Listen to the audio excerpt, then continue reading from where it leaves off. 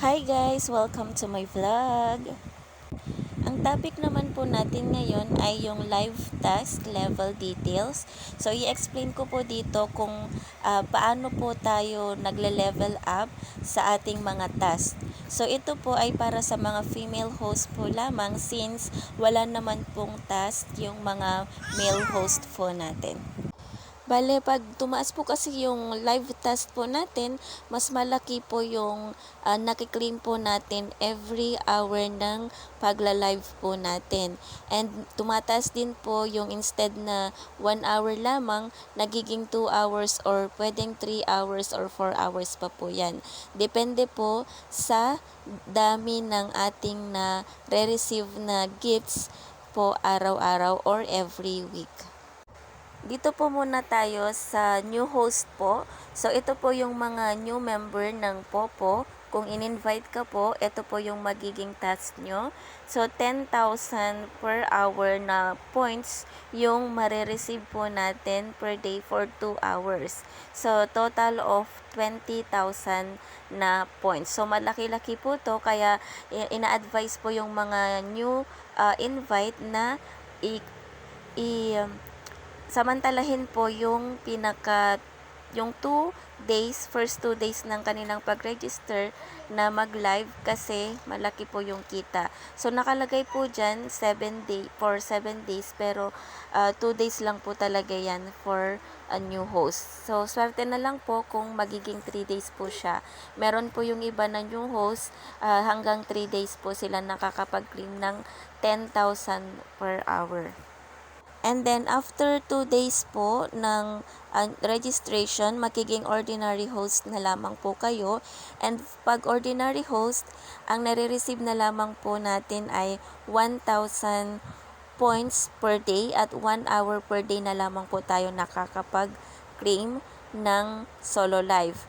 And then, sa new host po, meron din pong party live na mag-sit ka sa crown seat and makakakuha ka ng 800 points per hour and that is for 2 hours per day po yung new host.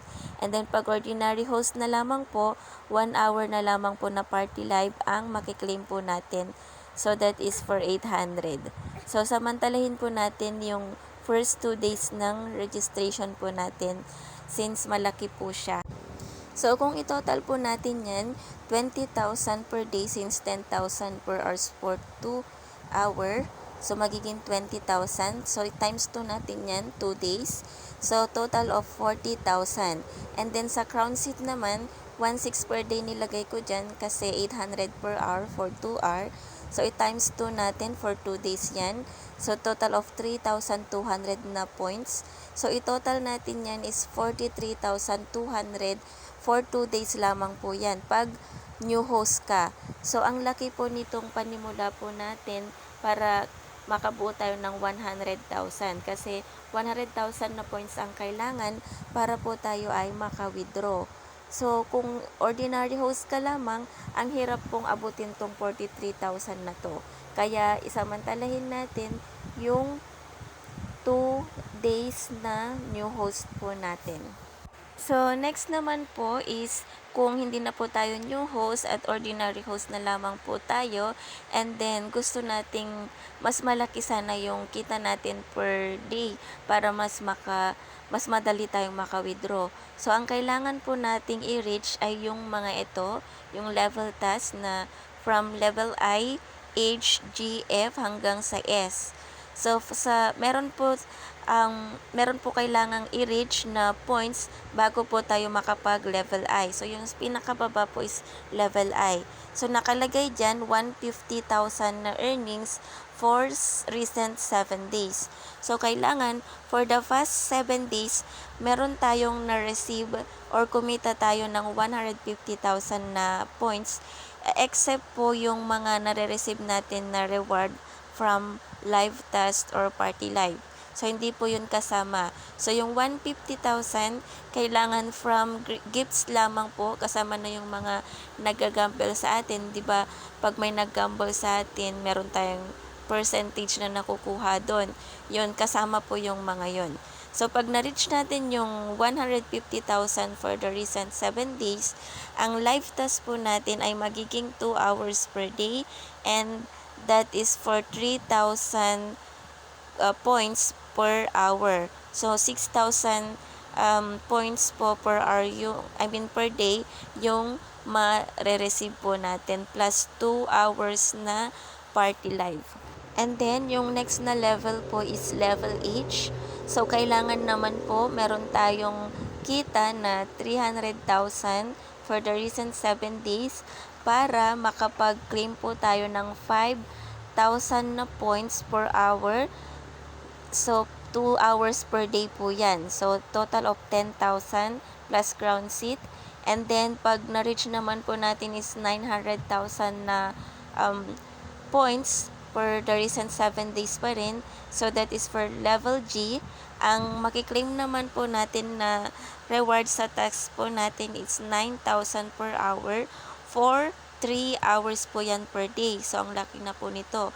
9 times 3. So, total of 27,000 na points per day for 3 hours po yung kikitain po natin, plus 2 hours na crown seat. So, and so on po. So, nasa screen na po yung kailangan nating ma-reach per level hanggang sa level S. And then, ito naman po yung sa detailed description po. So, for the healthy development of platform, the task rule be better understood, live broadcasting task upgraded. So, i-explain po natin dito kung paano po nag-upgrade yung level po natin. So, host daily task depends on the recent 7 days total live stream income, and income of joint party and watch live will be included too, but not including platform reward. So, yung platform reward po na sinasabi dyan is yung nare-receive na reward from the task na kunwari new host ka or ordinary host ka, yung 1,000 na nakukuha natin sa pagla-live ng 1 hour, at sa party live 900, hindi po yun kasama. So, yung pag-upgrade po ng level po natin is nakadepend po sa gifts na nare-receive po natin from other host. And then, the daily income increases and the task reward can be upgraded immediately, sabi dyan. So, agad-agad pong nag-upgrade yung level po natin. So, kunwari, ngayong araw, nagla-live ka, and then, maraming pumasok na gifts sa'yo, and na-reach mo agad yung 150,000 na points. So, kung 1 hour lang kung 1,000 per hour lang yung dapat mong maklaim, mag-upgrade siya agad sa level I na, which is, magiging 3,000 yung i-claim mo. Pero nakalagay din po dito, but the task of the same period can only be claimed once. It is recommended to receive the task rewards after leveling up. So, kailangan po i-receive po natin agad yung task po natin, yung reward po natin within the day. Kasi, pag hindi mo yun na-receive within the day, so 12 midnight, mawawala na po yan. Kahit pa na-complete mo yung pagla-live, hindi mo na po yun makiklaim. And then, ang ibig din sabihin po dito, kapag kunwari, nagla-live ka ng 1 hour today, and na-claim mo na siya, parang nagla-live ka na lang for the sake of gifts, nag-entertain ka ng mga host, and then na-claim mo na yung 1,000 na points, and then bigla kang nag-level I, so magiging 2 hours yan. So, instead na 3,000 na 2 hours, hindi mo na po makiklaim or mapapalitan yung first 1 hour na 3,000 kasi na-claim mo na yung 1,000. So, sayang yung 2,000. Kaya kung balak mo or malapit ka nang magpa-level I, huwag mo munang i-claim yung reward. Kasi pag nag-level I yan, ma-change siya to 3,000 instead of 1,000. Kaya mamaya mo na lang siya i-claim para maging 3,000 pa po siya, kung malapit ka na pong makareach ng 150 within the day. So, yun po. So, clear po ba yung explanation ko po? Medyo magulo po siya, pero maiintindihan nyo once na andun na po kayo sa point na yun.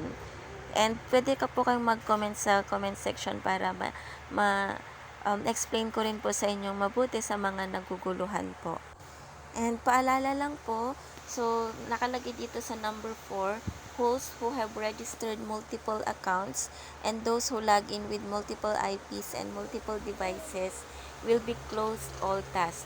So lalo na po sa mga matataas ng level or yung mataas din po yung task level nila, so sayang naman po kung ma-detect po ni system, ni Popo, na may multiple or dami accounts po kayo, magko-close po yan or babawasan po yung points po natin na na-earn po natin. Kaya mag-ingat po tayo sa may mga dami account or better, i-delete na lang po natin yung mga dami accounts po natin.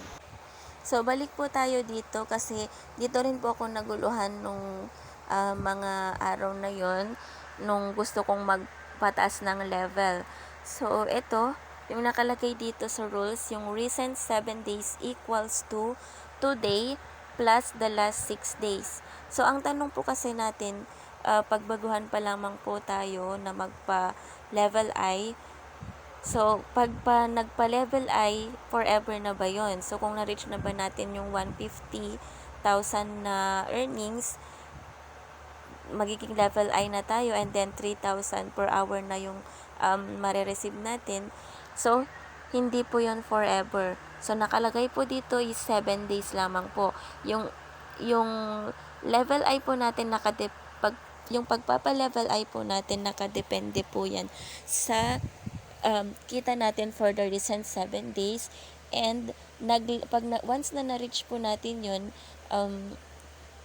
maglalas lang din po siya sa 7 days. So, depende na lamang po yan kung na-maintain po natin yung 150. So, kunwari, na-reach natin yung 150 today. So, mag-start na po agad yung level I po natin. So, ang marireceive nating income is 3,000 per hour.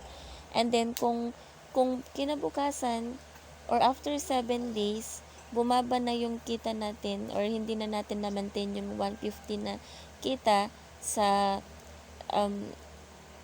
araw na yun, back to ordinary host na po tayo.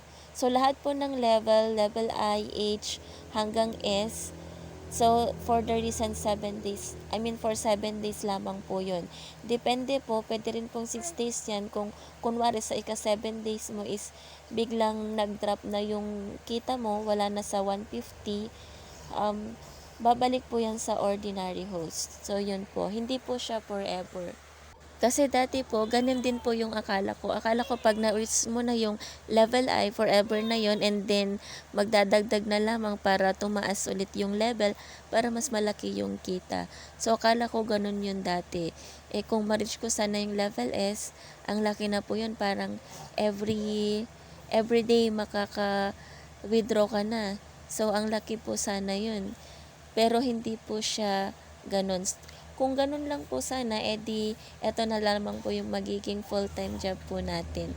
Pero hindi po kasi malulugi na rin po siguro yung Popo pag ganun kasi ang dami pong ang tataas din po ng level, nare-reach po nila yung pinakamataas na level. Sila po yung mga nasa reach na level po sa Popo. So, yun po, kung hindi nyo po masyadong na-gets or kung hindi po malinaw yung pagkaka-explain ko, pwede po kayong mag-comment sa comment section para masagot po natin ng mabuti. So, thank you for watching po and see you on my next videos.